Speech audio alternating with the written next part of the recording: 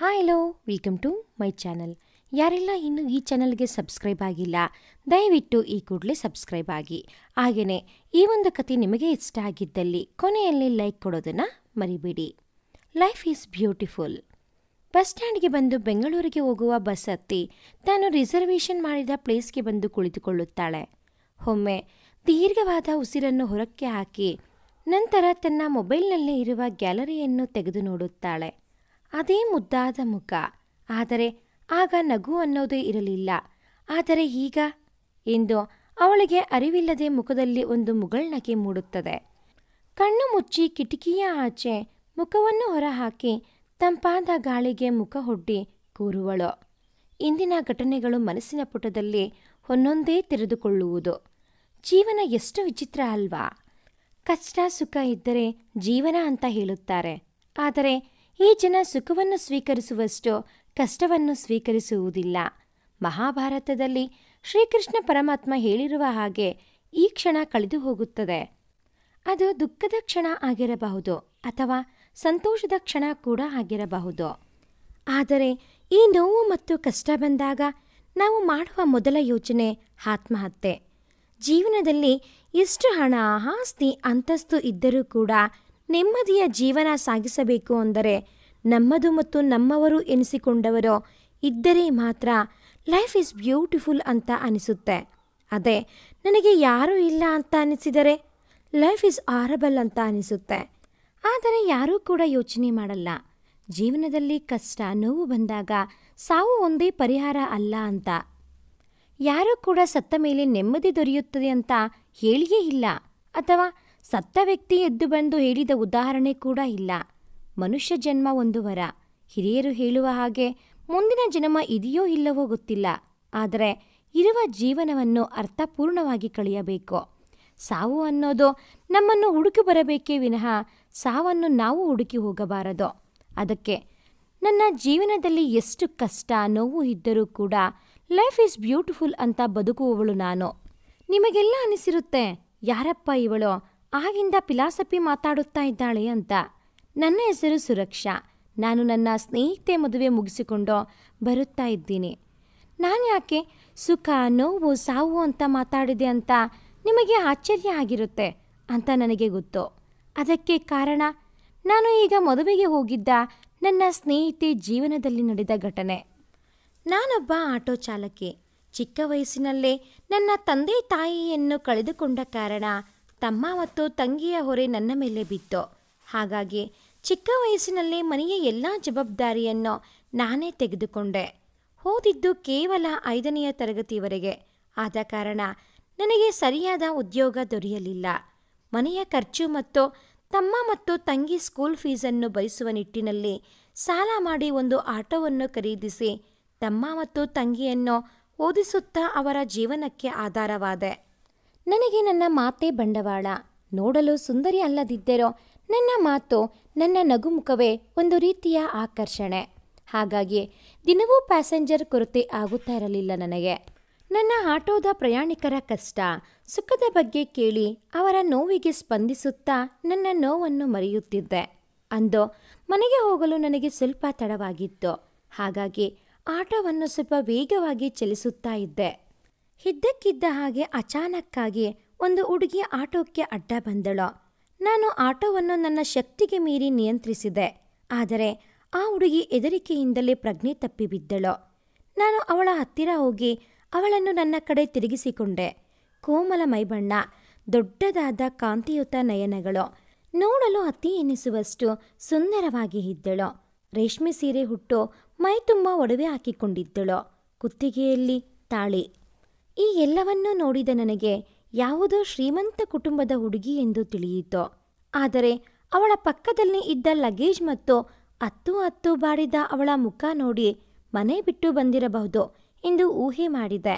ಆದರೆ ಅವಳಿಗೆ ಪ್ರಜ್ಞೆ ಬಂದು ಅವಳಾಗಿಯೇ ಹೇಳೋವರೆಗೂ ಯಾವುದಕ್ಕೂ ಉತ್ತರ ಇರಲಿಲ್ಲ. ಅವಳನ್ನು ಎಚ್ಚರಪಡಿಸಲು ಸೋತ ನಾನು ಕೊನೆಗೆ ಮನೆಗೆ ಕರೆದುಕೊಂಡು ಹೋಗುವ ನಿರ್ಧಾರ ಮಾಡಿದೆ. ಅವಳನ್ನು ಮನೆಗೆ ಕರೆದುಕೊಂಡು ಬಂದು ಹಾಸಿಗೆ ಮೇಲೆ ಮಲಗಿಸಿ ಮುಖದ ಮೇಲೆ ನೀರನ್ನು ಸಿಂಪಡಿಸಿದೆ. ನಿಧಾನವಾಗಿ ಕಣ್ಣು ತೆರೆದಳು. ನಾನು ಎಲ್ಲಿರುವೆ ಎಂದು ಅವಳಿಗೆ ಗಾಬರಿಯಾಯಿತು. ನಾನು ಅವಳು ಸಿಕ್ಕ ಘಟನೆಯನ್ನು ಹೇಳಿದೆ. ಮೇಡಮ್, ಯಾಕೆ ಹಾಗೆ ಮಾಡಿದ್ದು? ಜೋರಾಗಿ ಬಂದು ಹೊಡೆದು ಆಕ್ಸಿಡೆಂಟ್ ಆಗಿದ್ದರೆ ಒಂದೇ ಬಾರಿ ಪ್ರಾಣ ಹೋಗುತ್ತಾ ಇತ್ತು. ಹೀಗೆ ಕೊರಗಿ ಕೊರಗಿ ಸಾಯುತ್ತಾ ಬದುಕುವುದು ತಪ್ಪುತ್ತಿತ್ತು ಎಂದು ಆ ಹುಡುಗಿ ಮುಖ ಮುಚ್ಚಿ ಅತ್ತಳು. ನನಗೆ ಅವಳ ಹಿಂದೆ ಯಾವುದೋ ನೋವಿನ ಕತೆ ಇದೆ ಎಂದು ಅರ್ಥವಾಯಿತು. ಆದರೆ ಅವಳ ಸೊರಗಿದ ಮುಖವನ್ನು ನೋಡಿ ಹಸಿವು ಆಗಿರಬಹುದು ಎಂದು ಭಾವಿಸಿ ಅನ್ನ ಮತ್ತು ಸಾಂಬಾರನ್ನು ನಾನೇ ಕಲಿಸಿ ಅವಳಿಗೆ ಕೈತುತ್ತು ನೀಡಿದೆ. ನಂತರ ಅವಳನ್ನು ನನ್ನ ಮಡಿಲಿನಲ್ಲಿ ಮಲಗಿಸಿಕೊಂಡು ಹಾಗೆ ಅವಳ ತಲೆಯ ಮೇಲೆ ಕೈ ಆಡಿಸಿದೆ. ಆ ಹುಡುಗಿ ನೆಮ್ಮದಿಯ ನಿದ್ರೆ ಮಾಡಿದಳು. ಸುಜಯ್, ಸುಷ್ಮಾ, ನೋಡಿ ಪುಟ, ಈ ಅಕ್ಕ ನಮ್ಮ ಮನೆಯ ಅತಿಥಿ. ಸ್ವಲ್ಪ ದಿನ ಇಲ್ಲಿ ಇರಬಹುದು, ಆದರೆ ನೀವು ಗಲಾಟೆ ಮಾಡಿ ತೊಂದರೆ ಕೊಡಬಾರದು, ಆಯ್ತಾ ಎಂದು ನಾನು ನನ್ನ ತಮ್ಮ ಮತ್ತು ತಂಗಿಗೆ ಹೇಳಿದೆ. ಬೆಳಗ್ಗೆ ಬೇಗ ಎದ್ದು ನನ್ನ ದಿನದ ಎಲ್ಲ ಕೆಲಸವನ್ನು ಮುಗಿಸಿ ಟೀ ತೆಗೆದುಕೊಂಡು ಬಂದು ಆ ಹುಡುಗಿಯನ್ನು ಎಚ್ಚರಿಸಿದೆ. ಅವಳು ನಿಧಾನವಾಗಿ ಎದ್ದು ಮತ್ತೆ ಅಳಲು ಶುರು ಮಾಡಿದಳು. ಮೇಡಮ್, ದಯವಿಟ್ಟು ನನಗೆ ಒಂದು ತೊಟ್ಟು ವಿಷ ಕೊಡಿ, ಅಥವಾ ಯಾವುದಾದರೂ ರೈಲು ನಿಲ್ದಾಣದ ಹತ್ತಿರ ಬಿಟ್ಟು ಬಿಡಿ. ಯಾವುದಾದರೂ ರೈಲಿಗೆ ತಲೆ ಕೊಟ್ಟು ಸತ್ತು ಹೋಗುತ್ತೀನಿ. ನನಗೆ ಈ ಜೀವನ ಸಾಕಾಗಿದೆ ಎಂದಳು. ಅಯ್ಯೋ, ನಿನ್ನೆಯಿಂದ ನೋಡುತ್ತಾ ಇದ್ದೀನಿ. ಅಳೋದು ಮತ್ತೆ ಸಾಯ್ತೀನಿ ಅಂತ ಹೇಳೋದು ಎರಡೇ ನಿನ್ನ ಬಾಯಲ್ಲಿ ಬರುತ್ತಾ ಇದೆ. ಸರಿ, ಈಗ ನಿನಗೆ ಸಾಯಬೇಕು ಅಷ್ಟೇ ತಾನೇ? ಬಾ ನನ್ನ ಜೊತೆ ಎಂದು ಅವಳನ್ನು ಕರೆದುಕೊಂಡು ಹೋದದ್ದು ಒಂದು ಅಂಗವಿಕಲರ ಅನಾಥಾಶ್ರಮಕ್ಕೆ. ಮೇಡಮ್, ನನ್ನ ಯಾಕೆ ಇಲ್ಲಿ ಕರೆದುಕೊಂಡು ಬಂದಿದ್ದೀರಾ? ನಾನು ನಿಮ್ಮ ಹತ್ತಿರ ಸಾಯಬೇಕು ಅಂತ ಹೇಳಿದ್ದು. ನೋಡು, ನೀನು ನನ್ನ ಪದೇ ಪದೇ ಮೇಡಮ್ ಅಂತ ಕರೆಯಬೇಡ. ನನ್ನ ಹೆಸರು ಸುರಕ್ಷಾ. ನಿನ್ನ ಯಾಕೆ ಕರೆದುಕೊಂಡು ಬಂದೆ ಗೊತ್ತಾ? ನೋಡು, ಇಲ್ಲಿ ಇರುವ ಮಕ್ಕಳನ್ನು ಒಮ್ಮೆ ನೋಡು. ಕೆಲವರಿಗೆ ಸರಿಯಾಗಿ ಮಾತಾಡೋಕ್ಕೆ ಬರಲ್ಲ, ಇನ್ನು ಕೆಲವರಿಗೆ ಓಡಾಡಲು ಬರುವುದಿಲ್ಲ. ಆದರೂ ತಾವು ಜೀವನದಲ್ಲಿ ಏನಾದರೂ ಸಾಧಿಸಬೇಕು ಅಂತ ಅಂದುಕೊಂಡಿದ್ದಾರೆ. ಪುಟ, ಇಲ್ಲಿ ಬಾ. ಚಿನ್ನಿ, ನೀನು ಚೆನ್ನಾಗಿ ಓದಿ ಏನಾಗಬೇಕು ಅಂತ ಅಂದುಕೊಂಡಿದ್ದೀಯಾ? ಅಕ್ಕ, ನಾನು ಒಬ್ಬ ದೊಡ್ಡ ಡಾಕ್ಟರ್ ಆಗಬೇಕು ಅಂತ ಅಂದುಕೊಂಡಿದ್ದೀನಿ ಎಂದು ಆ ಮಗು ಹೇಳಿ ಅಲ್ಲಿಂದ ಹೊರಟು ಹೋಗುತ್ತದೆ. ನೋಡು, ಆ ಮಗುವಿಗೆ ಕಾಲು ಮತ್ತು ಕೈ ಯಾವುದೂ ಸರಿಯಿಲ್ಲ. ಆದರೂ ಕೂಡ ಒಂದು ದೊಡ್ಡ ಡಾಕ್ಟರ್ ಆಗಬೇಕು ಅಂತ ಆಸೆ ಇಟ್ಟುಕೊಂಡಿದ್ದಾಳೆ. ಅದು ನೆರವೇರುತ್ತದೋ ಅಥವಾ ಇಲ್ಲವೋ, ಆದರೆ ಅದು ಆ ಮಗುವಿನ ಕನಸು. ಆದರೆ ಇಲ್ಲಿ ಇರುವ ಯಾವ ಮಗುವೂ ಕೂಡ ತಾನು ಅಂಗವಿಕಲ, ತಾನು ಬೇರೆಯವರ ನೆರಳಿನಲ್ಲಿ ಬದುಕಬೇಕು ಅಂತ ಯೋಚನೆ ಮಾಡಿ ಸಾಯುವ ನಿರ್ಧಾರ ಮಾಡಿಲ್ಲ. ತನ್ನ ಕೈಲಾದಷ್ಟು ಕೆಲಸ ಮಾಡಿಕೊಂಡು ಈ ಆಶ್ರಮದಲ್ಲಿ ಜೀವನ ಮಾಡುತ್ತಾ ಇದ್ದಾರೆ. ನನಗೆ ತುಂಬ ಬೇಸರ ಆದಾಗ ಇಲ್ಲಿಗೆ ಬಂದು ಇವರುಗಳ ಜೊತೆ ಮಾತಾಡಿ ಆಟವಾಡಿಕೊಂಡು ಹೋಗುತ್ತೀನಿ. ಆಗ ಮನಸ್ಸಿಗೆ ಏನೋ ಸಮಾಧಾನ. ಯಾಕೆ ಗೊತ್ತಾ? ನನಗೂ ಎಲ್ಲರ ಹಾಗೆ ನನ್ನ ಗಂಡ, ಮಕ್ಕಳು ಅಂತ ಆಸೆ ಇತ್ತು. ಆದರೆ ಅದು ನನ್ನ ಜೀವನದಲ್ಲಿ ನಡೆಯುವುದಿಲ್ಲ. ಯಾಕೆ ಗೊತ್ತಾ? ನಾನೊಬ್ಬ ಆಟೋ ಚಾಲಕಿ. ನನ್ನ ತಮ್ಮ ಮತ್ತು ತಂಗಿಯನ್ನು ಓದಿಸಬೇಕು ಅಂತ ಸಾಲ ಮಾಡಿ ಹಗಲು ಇರಳು ದುಡಿಯುತ್ತಾ ಇದ್ದೀನಿ. ಹೀಗೆ ಇರುವ ನನ್ನನ್ನು ಯಾರು ಮದುವೆ ಆಗುತ್ತಾರೆ? ನನ್ನ ಜೀವನ ಅಂತ ನೋಡಿಕೊಂಡು ಹೋದರೆ ನನ್ನ ತಂಗಿ ಮತ್ತು ತಮ್ಮನನ್ನು ನೋಡಿಕೊಳ್ಳುವವರು ಯಾರು? ಅವರ ಜೀವನವನ್ನು ರೂಪಿಸುವವರು ಯಾರು? ಅದಕ್ಕೆ ನಾನು ನನ್ನ ತಂಗಿ ಮತ್ತು ತಮ್ಮನನ್ನು ನಾನು ಹೊಟ್ಟೆಯಲ್ಲಿ ಹೊತ್ತು ಬೆಳೆಸಿದ ಮಕ್ಕಳ ಹಾಗೆ ನೋಡಿಕೊಳ್ಳುತ್ತಾ ಇದ್ದೀನಿ. ಅವರು ಕೊಡುವ ಪ್ರೀತಿಯೇ ನನಗೆ ಜೀವನ ಪೂರ್ತಿ ಸಾಕು.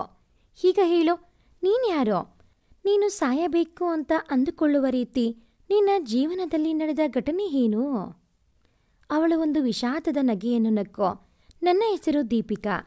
ನನ್ನ ಊರು ಮಲೆನಾಡಿನ ತಪ್ಪಲಿನಲ್ಲಿ ಒಂದು ಚಿಕ್ಕ ಹಳ್ಳಿ. ಸಾಂಪ್ರದಾಯ ಕುಟುಂಬದಲ್ಲಿ ಜನಿಸಿದ ನಾನು ಚಿಕ್ಕ ವಯಸ್ಸಿನಿಂದಲೂ ಹಾಡು ಮತ್ತು ಯಕ್ಷಗಾನ ಎಂದರೆ ಪಂಚಪ್ರಾಣ. ನಾನು ಓದಿದ್ದು ಎಂ.ಕಾಂ. ನನಗೆ ಈ ಯಕ್ಷಗಾನ ಕ್ರಮೇಣ ನಶಿಸಿ ಹೋಗುತ್ತಿರುವ ಕಾರಣ ನಾನು ಕಲಿತ ಈ ಯಕ್ಷಗಾನ ವಿದ್ಯೆಯನ್ನು ಅಲ್ಪ ಜನರಿಗೆ ಕಲಿಸಬೇಕು. ಅದಕ್ಕಾಗಿ ಯಕ್ಷಗಾನ ಕಲಿಕಾ ಕೇಂದ್ರ ಶುರು ಮಾಡಬೇಕು ಅಂತ ತುಂಬ ಆಸೆ. ನನ್ನ ತಂದೆ ಕೇಶವಚಂದ್ರ, ತಾಯಿ ವಿಶಾಲಿ ಅವರಿಗೆ ನನ್ನ ಮದುವೆ ಮಾಡಿ ಒಂದು ಒಳ್ಳೆಯ ಮನೆಗೆ ಕಳಿಸಬೇಕು ಅಂತ ತುಂಬ ಆಸೆ. ನಮ್ಮ ಕಡೆ ಮದುವೆಗೆ ಹುಡುಗ ಮತ್ತು ಹುಡುಗಿಯ ಒಪ್ಪಿಗೆ ಬೇಡ. ಕೇವಲ ಜಾತಕ ಕೂಡಿ ಬಂದರೆ ಮದುವೆ ಮಾಡಿಬಿಡುತ್ತಾರೆ. ನನ್ನ ಮದುವೆ ಮಾಡುವ ಉದ್ದೇಶದಿಂದ ನನ್ನ ತಂದೆ ನನ್ನ ಜಾತಕವನ್ನು ಕೆಲವು ಕಡೆ ನೀಡಿದ್ದರು ಮತ್ತು ತಿಳಿದವರ ಬಳಿ ಒಳ್ಳೆಯ ಸಂಬಂಧ ಇದ್ದರೆ ತಿಳಿಸಿ ಎಂದು ಹೇಳಿದ್ದರು. ಆಗ ಬಂದಿದ್ದೆ ಹೇಮಂತ್ನ ಜಾತಕ. ನನ್ನ ಮತ್ತು ಅವನ ಜಾತಕ ತುಂಬ ಹೊಂದಾಣಿಕೆ ಆಗಿತ್ತು. ಬೆಂಗಳೂರಿನಲ್ಲಿ ಅವರದ್ದೇ ಸ್ವಂತ ಕಂಪನಿ, ತುಂಬ ಆಸ್ತಿ ಅಂತಸ್ತು ಇತ್ತು. ನಮಗಿಂತಲೂ 10 ಪಟ್ಟು ಹೆಚ್ಚು ಶ್ರೀಮಂತರು. ಹಾಗಾಗಿ ನನ್ನ ತಂದೆ ತಾಯಿಗೆ ಹುಡುಗ ತುಂಬ ಇಷ್ಟ ಆದ. ಒಳ್ಳೆಯ ಮನೆತನ, ಜಾತಕ ಕೂಡ ಚೆನ್ನಾಗಿ ಹೊಂದಾಣಿಕೆ ಆಗುತ್ತದೆ. ಇದಕ್ಕೂ ಮೇಲಾಗಿ ಶ್ರೀಮಂತರು. ಹಾಗಾಗಿ ನನ್ನ ಮಗಳು ಸಂತೋಷವಾಗಿ ಇರುತ್ತಾಳೆ ಎಂದು. ಆದರೆ ನನಗೆ ಈ ಮದುವೆ ಇಷ್ಟ ಇರಲಿಲ್ಲ. ಯಾಕೆ ಅಂದರೆ ನಾನು ಬೆಂಗಳೂರಿನ ಜೀವನದ ಬಗ್ಗೆ ಸ್ವಲ್ಪ ತಿಳಿದುಕೊಂಡಿದ್ದೆ. ಅತಿಯಾದ ಜನ ದಟ್ಟಣೆಯಿಂದ ತುಂಬಿದ ಬೆಂಗಳೂರು ಜೀವನವನ್ನು ಯಾಂತ್ರಿಕ ಬದುಕಿಗೆ ಹೊಂದಿಸಿಕೊಂಡು ದಿನವಿಡೀ ತಾನಾಯಿತು ತನ್ನ ಕೆಲಸವಾಯಿತು ಎಂಬಂತೆ ಇರುವ ಜನರ ಸಮೂಹ ಹೊಂದಿರುವ ಸಿಲಿಕಾನ್ ಸಿಟಿ.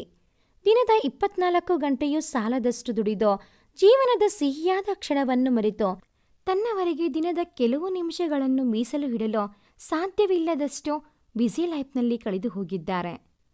ತಮ್ಮ ಮನೆಯ ಸುತ್ತಮುತ್ತಲೂ ಇರುವ ಜನರ ಬಗ್ಗೆಯೇ ತಿಳಿಯದಷ್ಟು ಹೊಂದಾಣಿಕೆ ಜೀವನ ನಡೆಸುತ್ತಾರೆ. ಅಲ್ಲಿ ನೋವು, ಸಂತೋಷ, ಕಣ್ಣೀರು ಯಾವುದಕ್ಕೂ ಬೆಲೆ ಇಲ್ಲ. ಮಾನವೀಯತೆಯನ್ನು ಹುಡುಕುವ ಪರಿಸ್ಥಿತಿ. ಬೆಂಗಳೂರು ಕರ್ನಾಟಕದ ಒಂದು ಭಾಗ ಆಗಿದ್ದರೂ ಕೂಡ ಕನ್ನಡ ಮಾತನಾಡುವವರು ವಿರಳ.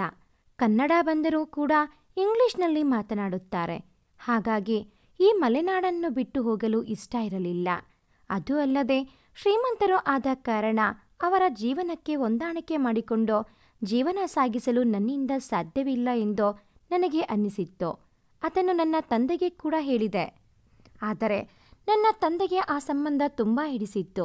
ಹಾಗಾಗಿ ನನ್ನ ಮಾತನ್ನು ಕೇಳದೆ ಕೇವಲ 15 ದಿನದಲ್ಲಿ ನನ್ನ ಮದುವೆ ನಡೆದು ಹೋಯಿತು. ಹೊಸ ಪರಿಸರ, ಹೊಸ ಜನರ ಮಧ್ಯೆ ನನ್ನ ಹೊಸ ಜೀವನ. ನಮ್ಮ ಕಡೆ ಮನೆಯ ಬಾಗಿಲನ್ನು ಹಾಕಿದರೆ ಅಶುಭ ಅಂತ ಹೇಳುತ್ತಾರೆ. ಆದರೆ ಅಲ್ಲಿ ಯಾವಾಗಲೂ ಮನೆಯ ಬಾಗಿಲನ್ನು ಮುಚ್ಚಿ ಇಡುತ್ತಿದ್ದರು. ನಮಗೆ ಹಸಿವು ಆಗಿದೆ ಅಂತ ನಮ್ಮ ಕಡೆ ತಿಂಡಿ ಮಾಡುತ್ತಾ ಇದ್ದರೆ ಅಲ್ಲಿ ನೋಡಿದರೆ ಸೋಷಿಯಲ್ ಮೀಡಿಯಾದಲ್ಲಿ ಅಪ್ಲೋಡ್ ಮಾಡಬೇಕು ಅನ್ನೋ ಉದ್ದೇಶಕ್ಕೆ ತಿಂಡಿ ಮಾಡುತ್ತಾ ಇದ್ದರು. ಅಕ್ಕಪಕ್ಕದಲ್ಲಿ ಮನೆಗಳು ಇದ್ದರೂ ಕೂಡ ಒಬ್ಬರಿಗೊಬ್ಬರು ಅಪರಿಚಿತರು. ಯಾವಾಗ ನೋಡಿದರೂ ಕೆಲಸ. ನನ್ನ ಗಂಡ ಅಂತ ಅನಿಸಿಕೊಂಡವನೋ ಅರ್ಧ ದಿನ ಕೆಲಸ ಅಂತ ಬ್ಯುಸಿ ಇದ್ದರೆ ಉಳಿದ ಸಮಯ ಪಬ್, ಪಾರ್ಟಿ ಅಂತ ಮತ್ತು ಮೊಬೈಲ್ನಲ್ಲಿ ಕಾಲ ಕಳೆಯುತ್ತಿದ್ದ. ಆ ಮನೆಯಲ್ಲಿ ಪ್ರತಿಯೊಬ್ಬರೂ ಕೂಡ ಅವರವರ ಪ್ರಪಂಚದಲ್ಲಿ ಬ್ಯುಸಿ ಇದ್ದರು. ಕನ್ನಡ ಬಂದರೂ ಕೂಡ ಇಂಗ್ಲಿಷ್ನಲ್ಲಿ ಮಾತನಾಡುವುದು, ಯಾವಾಗಲೂ ಪಬ್, ಪಾರ್ಟಿ ಅಂತ ತಿರುಗುವುದು, ಉಳಿದ ಸಮಯ ಮೊಬೈಲ್ನಲ್ಲಿ ಕಳೆಯುವುದು. ನನಗೆ ಮನೆಯೇ ಒಂದು ರೀತಿ ನರಕ ಆಗೋಕೆ ಶುರು ಆಯಿತು. ಯಾರೊಂದಿಗೂ ಬೆರೆಯದೆ, ನನ್ನ ಭಾವನೆಯನ್ನು ಯಾರೊಂದಿಗೂ ಹಂಚಿಕೊಳ್ಳಲು ಆಗದೆ ಒಬ್ಬಳೇ ಕೊರಗುತ್ತಿದ್ದೆ. ಗಂಡ ಇದ್ದರೂ ಕೂಡ ಇಲ್ಲದ ಹಾಗೆ. ನನಗೆ ಸರಿಯಾಗಿ ಇಂಗ್ಲಿಷ್ ಮಾತಾಡೋಕ್ಕೆ ಬರಲ್ಲ ಅಂತ ನನ್ನನ್ನು ಎಲ್ಲಿಗೂ ಕರೆದುಕೊಂಡು ಹೋಗುತ್ತಾ ಇರಲಿಲ್ಲ. ನಾನು ಸೀರೆ ಮತ್ತು ಸಲ್ವಾರ್ ಮಾತ್ರ ಹಾಕಿಕೊಳ್ಳೋದು ಅಂತ ನನ್ನ ಯಾರೊಂದಿಗೂ ಬೆರೆಯಲು ಬಿಡುತ್ತಾ ಇರಲಿಲ್ಲ. ಗಂಡ ಅಂತ ಹೆಸರಿಗೆ ಮಾತ್ರ ಇದ್ದದ್ದು. ಒಂದೇ ಒಂದು ದಿನ ಕೂಡ ಅವನ ಜೊತೆ ಮಾತು ಕೂಡ ಆಡಿಲ್ಲ. ನಮ್ಮ ಕಡೆ ಕುಡಿಯುವವರನ್ನು ಕುಡುಕರು ಅಂತ ಕರೆಯುತ್ತಾರೆ. ಆದರೆ ಅಲ್ಲಿ ಫ್ಯಾಷನ್ ಅಂತ ಹೇಳುತ್ತಾರೆ. ಮೈ ಕಾಣೋ ಬಟ್ಟೆ ಹಾಕಿಕೊಂಡು ಒಂದೆರಡು ಪದ ಇಂಗ್ಲಿಷ್ನಲ್ಲಿ ಮಾತನಾಡಿದರೆ ಅವರು ಎಜುಕೇಟೆಡ್ ಜನರು, ಅಂಥವರು ಮಾತ್ರ ಬದುಕಲು ಯೋಗ್ಯರು ಅಂತ ಅರ್ಥ ಅನ್ನುವ ಹಾಗೆ ಇತ್ತು ನನ್ನ ಗಂಡನ ನಡವಳಿಕೆ. ನನ್ನ ಸಂಗೀತ, ಯಕ್ಷಗಾನ ಕಲೆಗೆ ಯಾವುದೇ ಬೆಲೆ ಇರಲಿಲ್ಲ. ನನ್ನ ದುಃಖ, ನೋವಿಗೆ ಸ್ಪಂದಿಸುವ ಮನಸ್ಸು ಕೂಡ ಇರಲಿಲ್ಲ. ಹೇಳಿಕೊಳ್ಳಲು ಅತ್ತೆ, ಮಾವ, ಗಂಡ, ನಾದಿನಿ ಎಲ್ಲ ಇದ್ದರೂ ಕೂಡ ಅವರು ದಿನದ 24 ಗಂಟೆ ಮೊಬೈಲ್, ಟಿವಿ, ಲ್ಯಾಪ್ಟಾಪ್ ಅನ್ನೋ ನಿರ್ಜೀವ ವಸ್ತುವಿನ ಜೊತೆಗೆ ಹೆಚ್ಚಾಗಿ ಕಾಲ ಕಳೆಯುತ್ತಿದ್ದರು. ಒಂದು ರೀತಿಯ ಯಾಂತ್ರಿಕ ಬದುಕು. ಮದುವೆಯಾಗಿ ಹೋದ 3 ತಿಂಗಳಿಗೆ ಮಾನಸಿಕ ಖಿನ್ನತೆಗೆ ಒಳಗಾದೆ. ಆಗ ಕೂಡ ಯಾರಿಗೂ ನನ್ನ ಮೇಲೆ ಕಾಳಜಿ ಬರಲಿಲ್ಲ. ಡಾಕ್ಟರ್ ಬಳಿ ಕೌನ್ಸಿಲ್ ಕೊಡಿಸಿದರೂ ಅಷ್ಟೇ. ನನಗೆ ಈ ಯಾಂತ್ರಿಕ ಜೀವನ ಬೇಡ, ನನಗೆ ಹೀಗೆ ಬದುಕಲು ಸಾಧ್ಯ ಇಲ್ಲ ಅಂತ ನನ್ನ ಗಂಡನ ಮುಂದೆ ಕಿರುಚಿದಾಗ ನನಗೆ ಸಿಕ್ಕ ಉತ್ತರ ಡಿವರ್ಸ್. ಹೀಗ ಹೇಳಿ ಸುರಕ್ಷಾ ಈ ಯಾಂತ್ರಿಕ ಜೀವನ ಬೇಡ ಅಂತ ವಿರೋಧಿಸಿದ ಕಾರಣ ನನ್ನ ಗಂಡ ನೀನೇ ಬೇಡ ಅಂತ ಡಿವರ್ಸ್ ಕೊಟ್ಟ. ಮಗಳು ಗಂಡನ ಮನೆಯಲ್ಲಿ ಚೆನ್ನಾಗಿ ಇದ್ದಾಳೆ ಅಂತ ತಿಳಿದುಕೊಂಡು ಇರುವ ನನ್ನ ತಂದೆ ತಾಯಿಗೆ ತಮ್ಮ ಮಗಳು ಗಂಡನನ್ನು ಬಿಟ್ಟು ಬಂದಿದ್ದಾಳೆ ಅಂತ ತಿಳಿದರೆ ಅವರು ತಡೆದುಕೊಳ್ಳುತ್ತಾರಾ? ಖಂಡಿತ ಇಲ್ಲ. ಊರವರು ಆಡುವ ಕೊಳುಕು ಮಾತಿಗೆ ಅರ್ಧ ಸತ್ತರೆ ನಮ್ಮಿಂದ ತಮ್ಮ ಮಗಳ ಜೀವನ ಹಾಳು ಆಯಿತು ಅಂತ ಎದೆ ಹೊಡೆದುಕೊಂಡು ಪೂರ್ತಿ ಸಾಯುತ್ತಾರೆ ಅಷ್ಟೇ. ಅದರ ಬದಲು ನಾನೇ ಸತ್ತರೆ ನೆಮ್ಮದಿ ಅಂತ ಯೋಚನೆ ಮಾಡಿದ್ದೋ ಎಂದಳು. ನಿಜ ದೀಪಿಕಾ, ನೀವು ಹೇಳಿದ್ದೋ. ಈಗ ಜನರು ಸಂಬಂಧಗಳಿಗೆ ಹೆಚ್ಚು ಬೆಲೆ ಕೊಡುವ ಬದಲು ನಿರ್ಜೀವ ವಸ್ತುಗಳಿಗೆ ಬೆಲೆ ಕೊಡುತ್ತಾ ಇದ್ದಾರೆ. ಆದರೆ ನೀವು ಸಂಬಂಧಗಳಿಗೆ ಬೆಲೆ ಕೊಡುವುದಾದರೆ ಮರಳಿ ನಿಮ್ಮ ತಂದೆ ತಾಯಿಯ ಬಳಿ ಹೋಗಿ. ನಾವುಗಳು ಜೀವನದಲ್ಲಿ ಮಾಡುವ ಮೊದಲ ತಪ್ಪು ಏನು ಗೊತ್ತಾ? ಊಹೆ. ಇದರಷ್ಟು ಕೆಟ್ಟದ್ದು ಇನ್ನೊಂದಿಲ್ಲ. ಯಾಕೆ ಗೊತ್ತಾ? ನಮ್ಮ ಜೀವನದ ಅರ್ಧ ಭಾಗ ಊಹೆ ಮಾಡಿಕೊಂಡೇ ಕಳೆದು ಬಿಡುತ್ತೇವೆ. ಅವರು ಹಾಗೆ ಅಂದುಕೊಂಡರೆ, ಅವರು ಹೀಗೆ ಅಂದುಕೊಂಡರೆ ಅಂತ. ಆದರೆ ವಾಸ್ತವ ಬೇರೆ ರೀತಿ ಕೂಡ ಆಗಬಹುದು ಅಲ್ವಾ? ಸಾಯುವುದರಿಂದ ಯಾವುದೇ ಸಮಸ್ಯೆ ಬಗೆಹರಿಯುವುದಿಲ್ಲ. ನೀನು ಯಾಕೆ ಸತ್ತೆ ಅನ್ನೋ ಪ್ರಶ್ನೆ ಮೂಡುತ್ತದೆ. ಕೆಲವರು ನಿನ್ನ ಬಗ್ಗೆ ಒಳ್ಳೆಯದಾಗಿ ಮಾತು ಆಡಿದರೆ, ಇನ್ನು ಕೆಲವರು ನಿನ್ನ ಬಗ್ಗೆ ಕೆಟ್ಟದಾಗಿ ಮಾತನಾಡುತ್ತಾರೆ. ನೀನು ತೆಗೆದುಕೊಂಡ ಸಾವಿನ ನಿರ್ಧಾರದಿಂದ ನಿನ್ನ ತಂದೆ ತಾಯಿ ಪ್ರತಿ ಕ್ಷಣ ಕೊರಗುತ್ತಾರೆ. ನೋಡು, ಒಂದು ಮಾತು ಹೇಳ್ತೀನಿ, ಆಗೋದೆಲ್ಲ ಒಳ್ಳೆಯದಕ್ಕೆ ಅನ್ನೋ ಮಾತಿದೆ. ಈಗ ನೀನು ಯೋಚನೆ ಮಾಡು. ಯಾಂತ್ರಿಕ ಜೀವನದಿಂದ ಮುಕ್ತಿ ಸಿಕ್ಕಿದೆ ಅಲ್ವಾ? ಹೋಗಿ ನಿನಗೆ ಬೇಕಾದ ಜೀವನ ನಡೆಸು. ಈ ಜನ ನಿನಗೆ ಒಳ್ಳೆಯದು ಆದರೂ ಮಾತು ಆಡುತ್ತಾರೆ, ಕೆಟ್ಟದ್ದಾದರೂ ಮಾತು ಆಡುತ್ತಾರೆ. ಕೇವಲ ನಿನಗಾಗಿ ನೀನು ಬದುಕು. ಆಗ ನಿನ್ನ ಹಿಂದೆ ಮಾತನಾಡುವವರು ಕೂಡ ನಿನ್ನ ಹೊಗಳುತ್ತಾರೆ.